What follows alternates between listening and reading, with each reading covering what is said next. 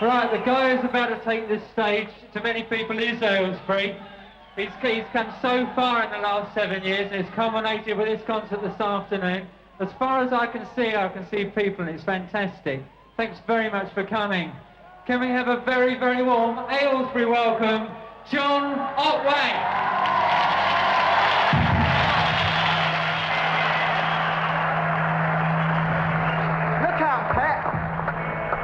The kid who's going to get the blues when you go away. I'm on fire, because I'm in love with a girl who's not the girl she was when I was out with her. I saw you in the garden, baby, and you looked so debonair. Beware of the flowers, because I'm sure they're going to get you. Yeah.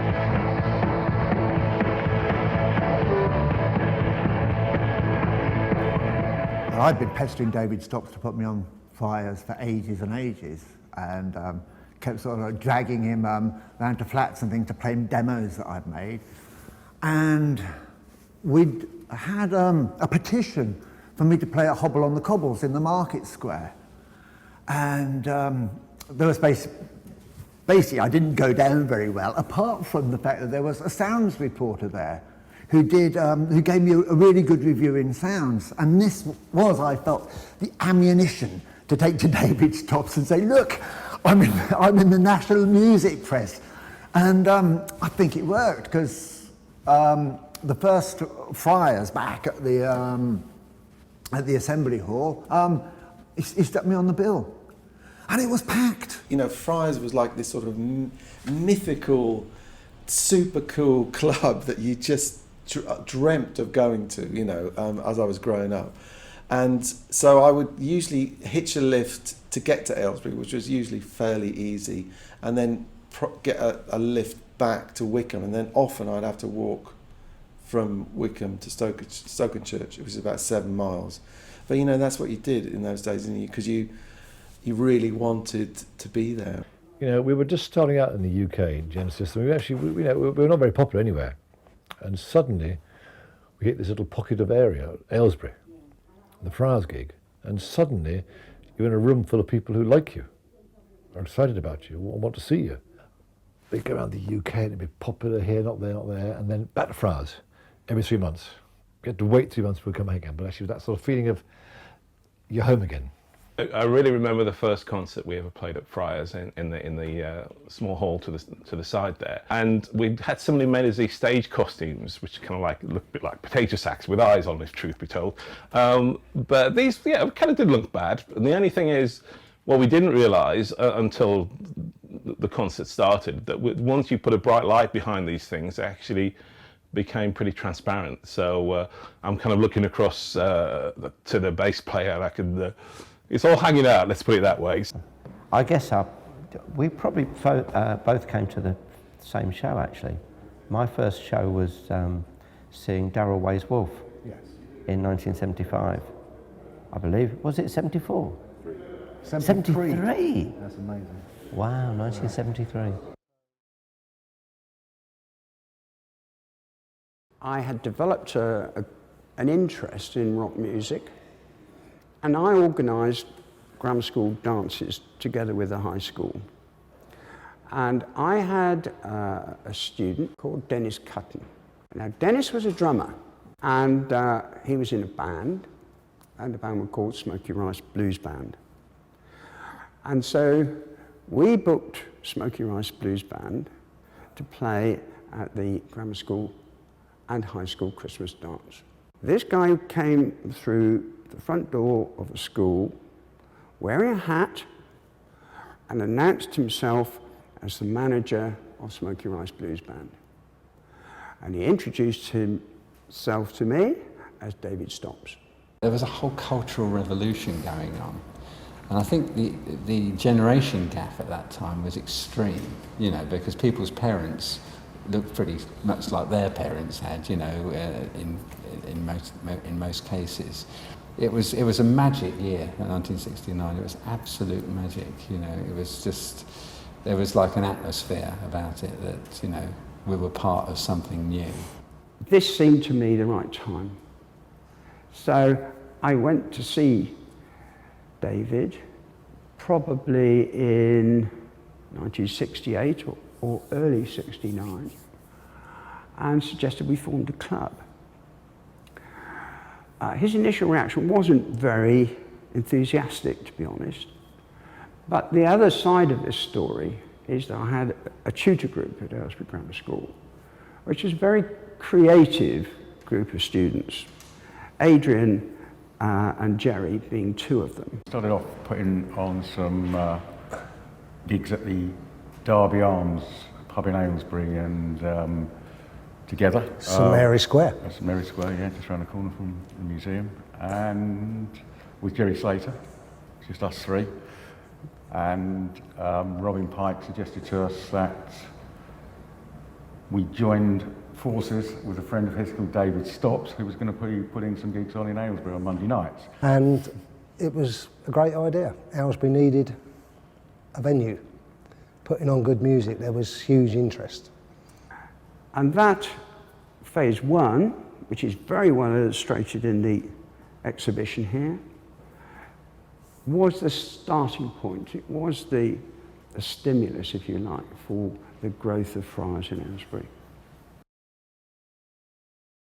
First Friars would have been the very first one back in '69, June for Mandrake Paddle Steamer. Can't remember quite why we were brought in for the light show, a bit vague so long ago, but... The psychedelic light show, very much so. And I guess it progressed from what we initially saw as the sort of oily things that people traditionally saw in light shows, and then we sort of introduced other aspects. The projector's quite powerful, and we take the heat shields out of the projectors that used to protect the slides, so the heat would percolate through to these glass slides, which we put various chemicals and colours in there, that they would then react to the heat, and then with coloured gels you'd get the different colours up on the stage. Do you remember we did Pink Floyd at Dunstable, and we had these big suns up there? Oh, we did, yeah. These things were just burning all around. It was quite fantastic. Yeah. Even we liked it. First night I was there, I got there a little bit late, so my membership, and here's the original membership card, and that's in two parts now, 40 years, 45 years, and that's for Mandrake Paddle Steamer. It was advertised in the paper and I was keen to go, and Monday night seemed a fabulous time. You know, most bands you saw on a Friday or a Saturday, and Monday was so nice, you know. We've been queuing up, and then obviously we were let in. There were 4 people, I presume, sitting at a desk. There must have been yourself, Terry Harms, somebody else, perhaps Aid Roach as well. And then I'm sure we were asked to fill in forms, which we did, handed them over, and I became number 1. Not on purpose, it was by default, I think, really, but I just became number 1. I was in the queue for the very first gig, and I was number 6, I think. And it already had a special atmosphere because most of the people at the club knew each other. They were very welcoming to the bands. There seemed to be an ability for the crowd to sort of tune into what the band was about and then give them I think they realised early on that if the better reception the band got, the more it would spur them on to give a special performance. There was a lot of that egging the bands on. There'd be like 10 encores or whatever, you know, curfew would come and go. That was in the days when you could. And, you know, it just had a special atmosphere which grew. And as the reputation grew, one thing led to another, fed each other. And, you know, they were kind of... it was established as a very special place, and bands were sort of queuing up to be there. I came to the very first gig. There was myself and Keith and Terry. We were the first 3 people through the door. Waited with anticipation to go to it. It was a thing. It was a thing. We never expected that in Aylesbury, and it occurred. I was given the onerous task of trying to inveigle David Stopps to put some of our acts on. But I've got to say he was always a massive fan of the Charisma acts and basically always gave us a good shot. I mean, it was so important for us in those days to get the baby acts on the bill, and that was always the hardest task, because David usually had a headliner, but it was that slot to get in at Friars on the opening act thing that was always most important to all of us. First one that me and all my mates turned up to was the Mock the Hoople gig, the first Mock the Hoople gig. And I remember getting so excited, because that sound, when they had the 2 keyboard players, when Ian Hunter was on keyboards as well, I know it was such an exciting sound, hadn't heard anything like it, it was so loud. And you know, there was serious fans after that. And I remember going to a Friars a little while later, and they were on tour in America, and David Stopps came on stage and read this letter to the Friars members from Mock the Hoople, because they were so fond of the club that they'd actually sort of, you know, sent a letter, you know, to the audience, which was actually read out to the Friars crowd. We were just packing up. I'm not even sure where it was. And this guy came up to me afterwards, and he was standing there. I was packing away, and he's looking up at me, a little slightly chubby, and he said, "Oh, great light show, man." And I said, yeah, thanks, mate. And put him to start with, wanting to get packed up. Anyway, he tried to talk to me, and I was kind of ignoring him. And then I sort of he went off and got his, "Do you know who that was?" I said, "No." He said, "That was Ozzy Osbourne." I'd just been watching him and cold-shouldered him, yeah. Well, when I arrived, although the first person through the door, unfortunately I filled out my application form in longhand, which was turned down. I had to do it in non-joined up writing. So printed it all out, and that bumped me down to number 10 as opposed to number 1. So a little bit of chagrin there, but yeah, we got there. God, I mean, that first night, how old was I? I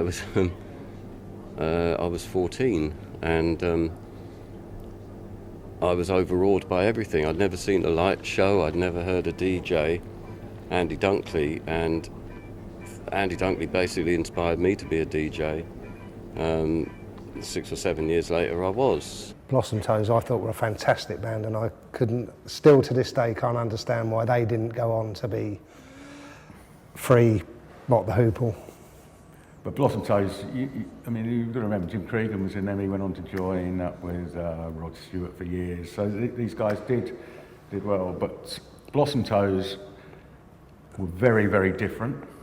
They were great guys as well. Yeah, perhaps just a little bit too different, but I really loved them. As far as I can recall, it was way back in the days of the old ex-servicemen's club, and to the best of my knowledge, it was in the summer of '69 when King Crimson were playing.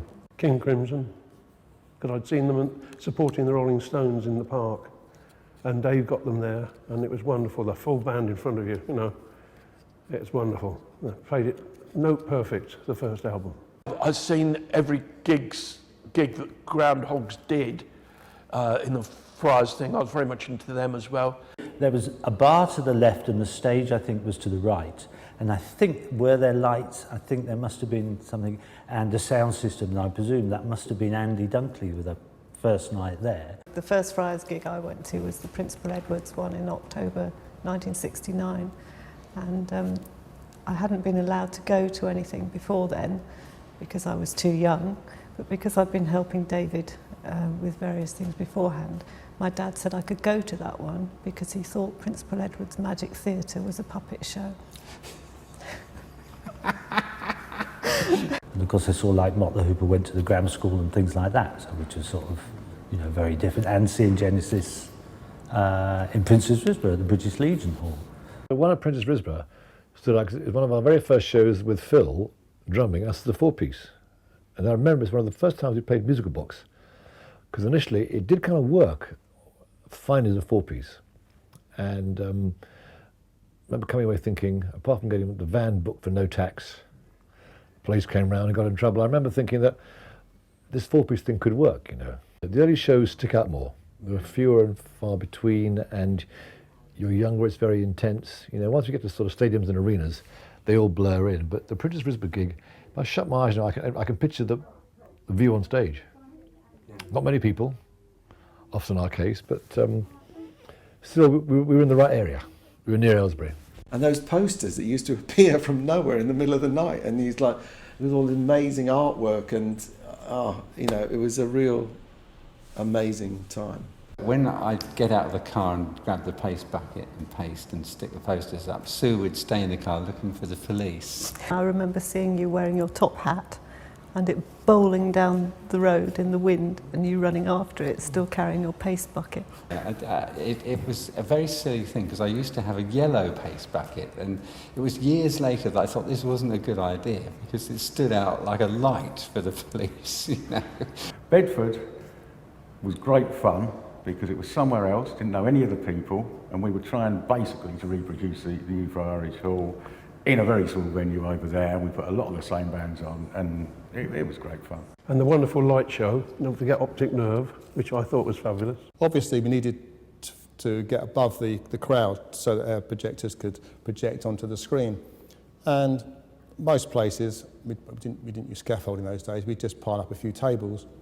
And health and safety probably wasn't a big issue in those days. So, yeah, jigging and dancing around us.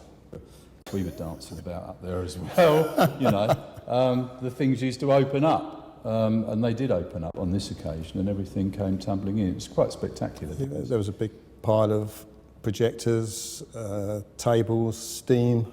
We managed to leap from the top. We didn't spill our beer. He didn't spill a drop. So I do remember coming to Soft Machine at Watford, and in particular the shamanistic Robert Wyatt. Watford Town Hall was the most echoey building we'd played in for a long time, you know, but it was still in the Friars, the area which sort of worked, you know. And I think the other thing I think is that unlike a gig or a promoter, it had a sort of a feeling of support. If Friars liked you, they supported you. And that when you're an up-and-coming band, finding it hard, you know, short of money, investment, gear breaking down, as my gear always did, at every Friars show, I think, but that's just was true for years around the world. I think it was really an important plus in our sort of yearly calendar. And in Watford, of course, we had to sit down, you know, in chairs, you know, not on the floor or anything like that, which was a very strange thing to do, watching a band.